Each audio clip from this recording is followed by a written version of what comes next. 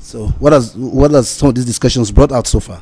Well, initially, in our opinion, we believe that the magnitude of the blasting was very much high. So we, in collaboration with the consultants, the supervising consultants on the highway, we talk with the contractors as a Chinese group to minimize the blasting, and as such, we ask them to be forwarding their blasting schedules to the consultants, so that advice will be given if it's noticed that the schedule or the magnitude of blasting they intend to do will be great, then it will be reduced. And I think that was that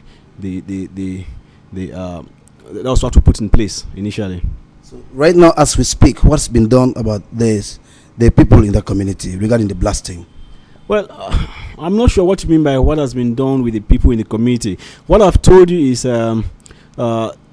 there were complaints about the magnitude of the blasting, and we talked to the contractors, the Chinese group, to always forward a schedule of their blasting, which will include their intended magnitude of blasting. If to the knowledge of the consultants, if it's big enough for the for the environment, then it will be reduced. So nothing else. Yes, because the authorities at the local council, local government, we are telling us that the process of trying to solve the problems between the blasting and the community is still ongoing.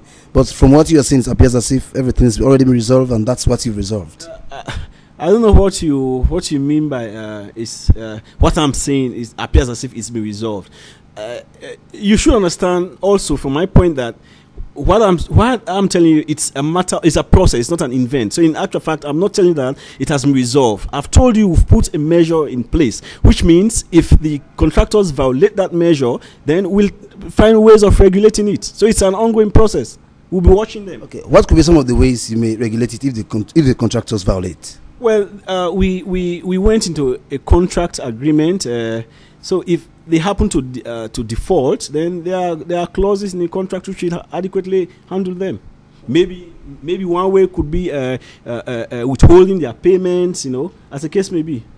Okay. Would you also like to comment on some of the damages already inflicted by these blastings?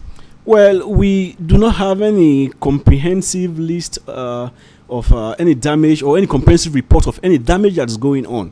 Of course, a few people or there is some rumor going around that there has been some damage, but nobody has actually come up, with a comprehensive report on the damage that has been going on. Somebody else will say it's your duty to find out whether these rumors were true.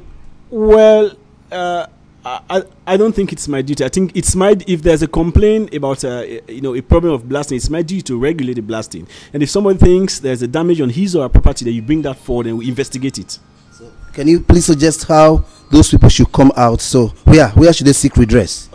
They could seek it at this office or at the offices of the consultants, which is at Gima, that are close to the blasting site.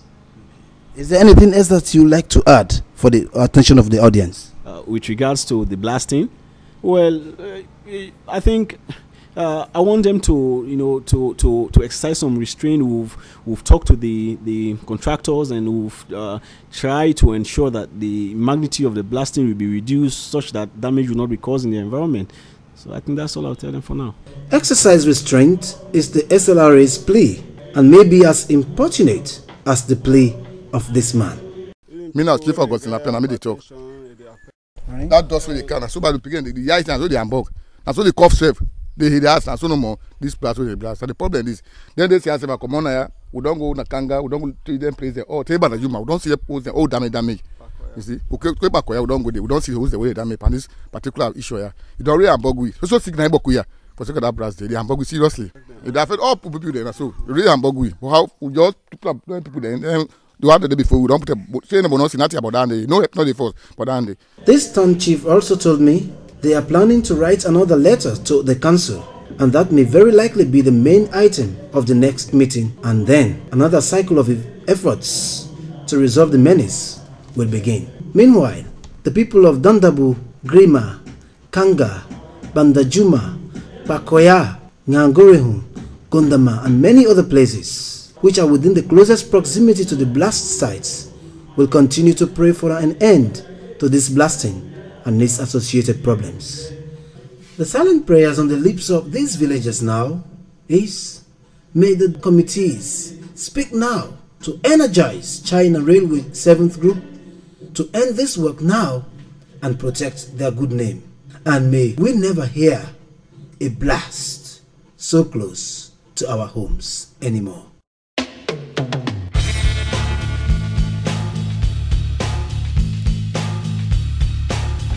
And that's all for Under the Lens this week. My name is Joseph Moiba and my co-producer is Chris Stevenson. Join us same time, same station next week for another edition of Under the Lens on Radio New Song FM 97.